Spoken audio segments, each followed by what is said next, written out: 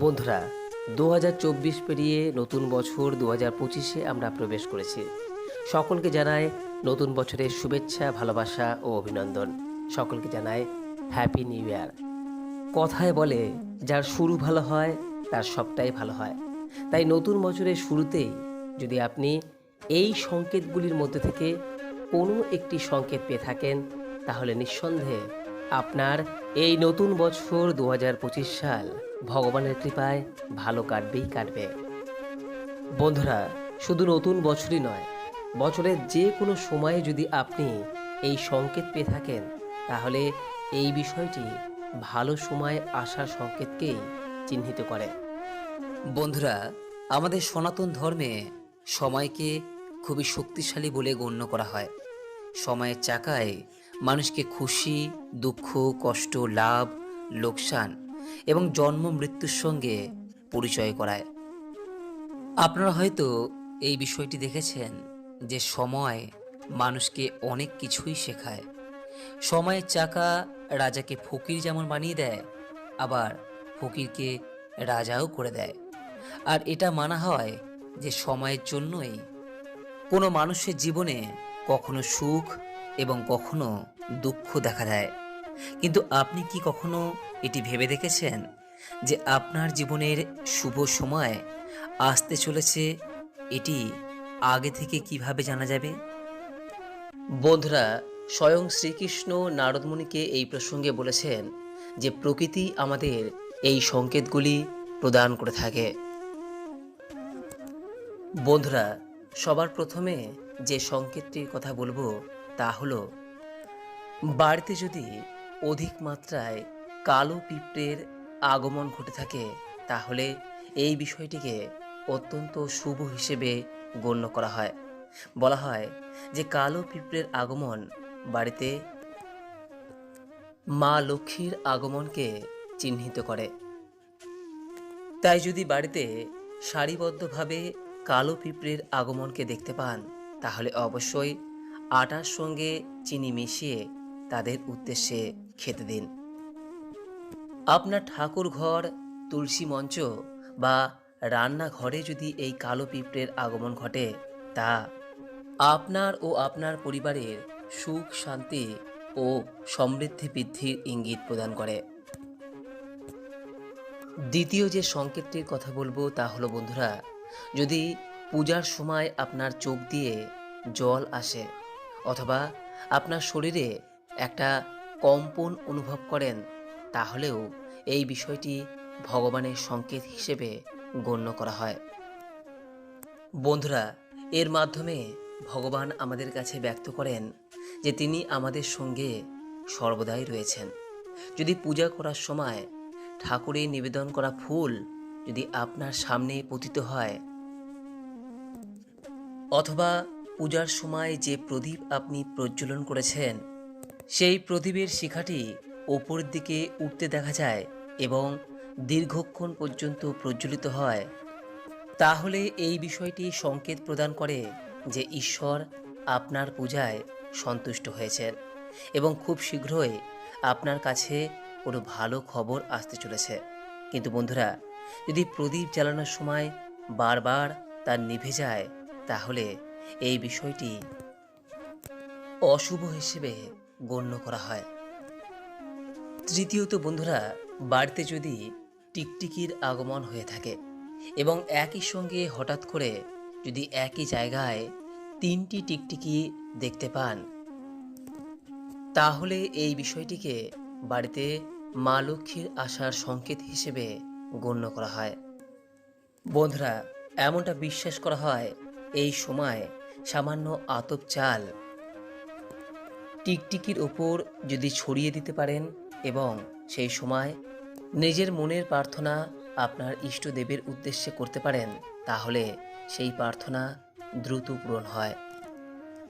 বন্ধুরা, চতুর্থ সংকেতটি হলো, যদি এই সময়কালে ব্রহ্ম মুহূর্তেই কারো আপনা আপনি ঘুম ভেঙে যায়, আর সেই মানুষটি তখনই নিজের অজান্তেই ভগবানকে স্মরণ করতে থাকেন, কিংবা মানুষটির ওই সময় মনে হতে থাকে তাকে অন্য কেউ কোনো ভালো দিশা দেখাচ্ছে, তখন এই ধরনের মানুষের এটি বুঝে নেওয়া উচিত তার ভাগ্যের দুয়ার খুলতে চলেছে, আর খুব শীঘ্রই তার সফলতার নতুন নতুন রাস্তা মিলতে চলেছে। বন্ধুরা, পঞ্চম সংকেতটি হলো যখন কোনো মানুষের গৃহের দরজার সামনে কোনো গরু অর্থাৎ গোমাতা খাবার জন্য আসে, অথবা কোনো হনুমান বা বাদর কোনো মানুষের ঘরের কিছু খাবার আপনা থেকেই উঠিয়ে নিয়ে যায়, অথবা তার বাড়িতে কোনো পাখি এসে নিজের বাসা বানায়, বা কোনো বিড়াল বা কুকুর বাচ্চা দেয়, সেই মানুষটিকে বুঝে নিতে হবে সামনে যে সময়গুলি আসে তা তাকে আরও শক্তিশালী বানিয়ে তুলবে, আর সে তার জীবনের আগের থেকেও আরও বেশি বড় হবে এবং উচ্চতর লক্ষ্যে পৌঁছাতে সক্ষম হবে।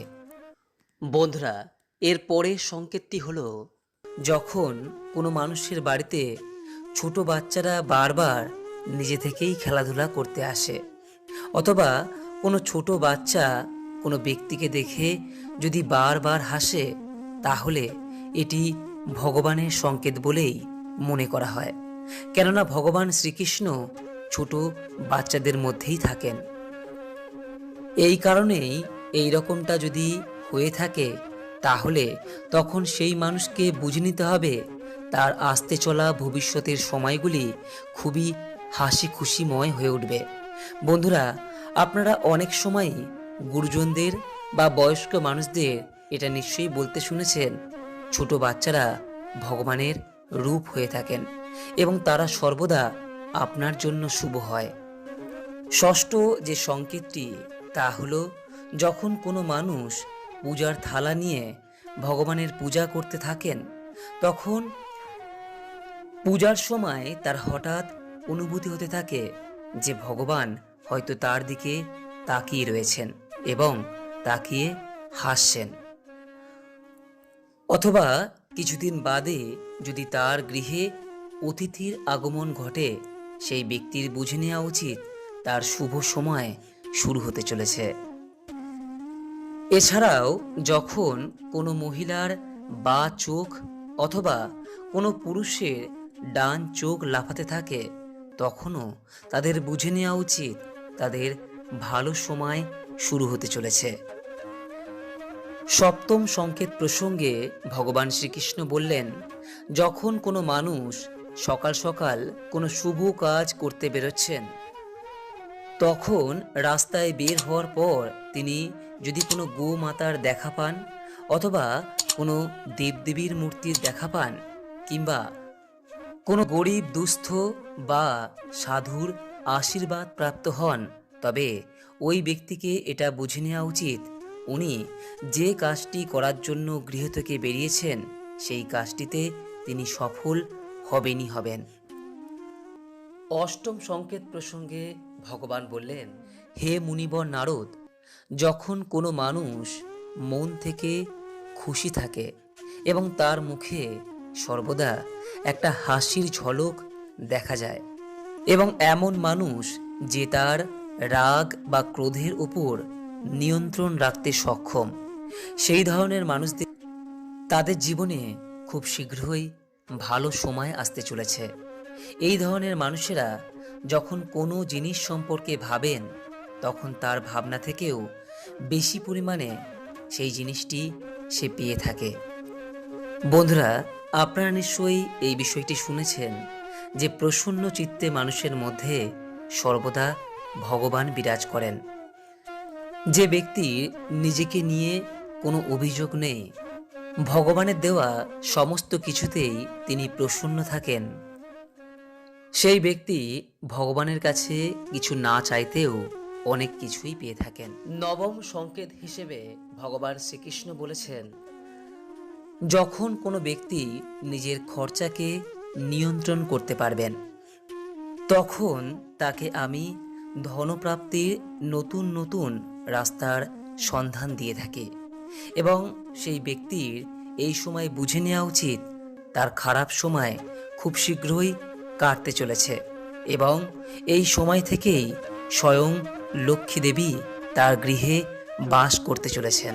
সর্বশেষে ভগবান শ্রীকৃষ্ণ মুনিবর নারদকে আরও বললেন, যদি কোনো ব্যক্তি সন্ধ্যাবেলায় অন্য কোনো ব্যক্তির দ্বারা দুধ কিংবা জল ভরা একটি পাত্র প্রাপ্ত হন, অথবা কেউ তাকে যদি এই সময় মিষ্টি প্রদান করে, তাহলে সেই ব্যক্তিকে বুঝে নেওয়া উচিত তার জীবনে ভালো সময় শুরু হতে চলেছে।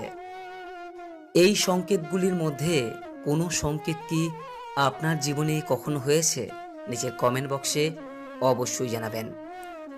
যদি এই রকমটা কখনো হয়ে থাকে, তাহলে পূর্ণ বিশ্বাস রাখুন আপনার ভালো সময় আসবেই আসবে। আশা করি দর্শক বন্ধুরা আজকের ভিডিওটি ভালো লেগেছে। ভালো লাগলে লাইক করবেন, পারলে শেয়ার করবেন এবং এই চ্যানেলের পরবর্তী ভিডিও পেতে চ্যানেলটিকে সাবস্ক্রাইব করে রাখবেন ও পাশে থাকা নোটিফিকেশন বেল আইকনটিকে ক্লিক করে রাখবেন। সকলেই ভালো থাকুন, সুস্থ থাকুন এই কামনা করে আজকের ভিডিওটি এখানেই শেষ করলাম। জয় শ্রীকৃষ্ণ।